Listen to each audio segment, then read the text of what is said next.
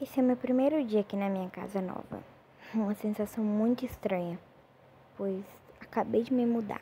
E vocês sabem como é que é uma sensação bem diferente de quando você acaba de se mudar.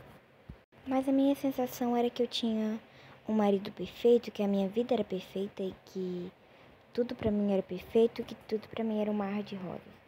Mas não era bem assim como eu pensava. O meu marido era muito arrogante. E sempre quando eu tentava conversar com ele sobre alguma coisa, ele vinha com aquela arrogância dele, como se tivesse jogado 1000 pedras. E ele reclamava demais. Isso me deixava muito chateada. Mas eu relevava isso, pois isso era o menos da vida. Então eu resolvi sentar um pouco, para poder pensar um pouco. Mas o Pablo veio com 1000 pedras em mim. Ele perguntou por que eu não havia feito a janta ainda, e que já estava muito tarde, e que ele queria sair hoje mais os amigos. E que se eu não fizesse a janta rápido, ele não iria poder sair com os amigos. E aí eu ia ser responsável por isso. Eu não sou pessoa que gosta de ser vingativa. Muito pelo contrário, eu tento conversar com a pessoa. E se ela não entender, não tem problema.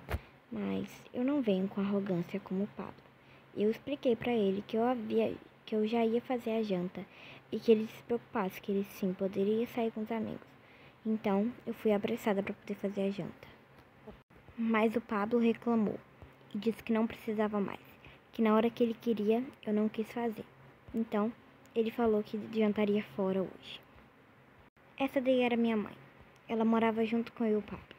Ela não gostava muito de se meter no nosso relacionamento, pois ela sabia que isso era coisa pessoal de cada um.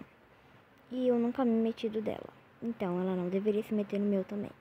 Mas teve uma hora que a paciência dela esgotou e ela não aguentava mais ouvir os gritos de Pablo comigo. E ela disse que isso era humilhação e que eu já estava aguentando demais e que a paciência dela já havia esgotado.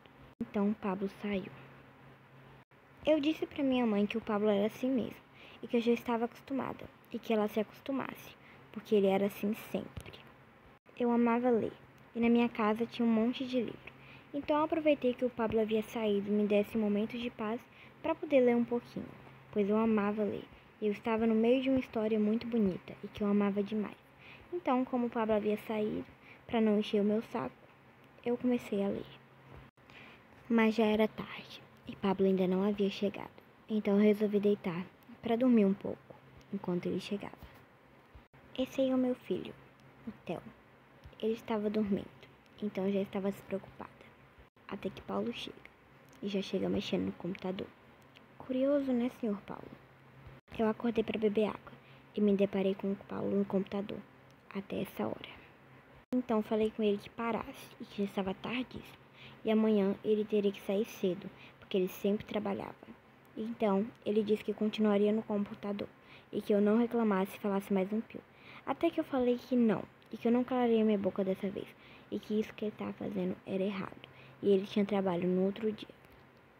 Depois que eu voltei de pegar minha água, eu vi que o Paulo já estava dormindo. Então eu resolvi dar um tempo para forçar o computador dele. Nós éramos um casal muito unido, além disso tudo. E todos nós sabíamos que não podíamos ter segredo um do outro. Então eu sabia a senha do computador do Paulo. Então eu comecei a acessar. E adivinhem o que encontrei. Nenhuma mulher que estivesse no meu lugar ia querer encontrar isso. O Paulo tinha baixado o Tinder no computador e estava tentando arrumar outras mulheres. Eu vi as conversas dele. E outras conversas, viu? Pablo nunca havia conversado aquilo com ninguém. E aquilo era muito estranho. Eu não ia falar nada com o Paulo. Vocês sabem como é que o Paulo é arrogante, né? Então resolvi deixar isso pra lá. E continuei lá vendo com quem ele estava conversando. E cada mulher ridícula, escrota e feia. Que vocês nem sabem. Fui dormir com aquilo na cabeça, mas relevei. Então, eu e Paulo estávamos bem afastados. Estávamos dormindo até cada um do seu lado, para não ter briga. Mas o Telzinho estava chorando. Então, tive que acordar para poder pegar ele no colo e ver o que ele queria. E o menininho tava com a fralda suja. Então, troquei a fralda de cocô dele. Já estava acostumada com isso. mas já havia se passado 1 hora e o Theo ainda não queria dormir. Então sentei com ele um pouquinho ali para ver se ele dormia, que já estava bem tarde e eu precisava dormir também. Então estava brincando com ele lá, para se envolver, para ver se ele dormia. Até que ele dormiu, graças a Deus, né? Então Paulo acordou e eu resolvi conversar um pouco com ele. Falei que ele havia acordado e já estava de madrugada, né? E eu falei com ele sobre o que eu tinha visto ontem no computador dele. E claro, o Pablo, sempre com a arrogância de sempre, disse que não e que aquilo não era ele.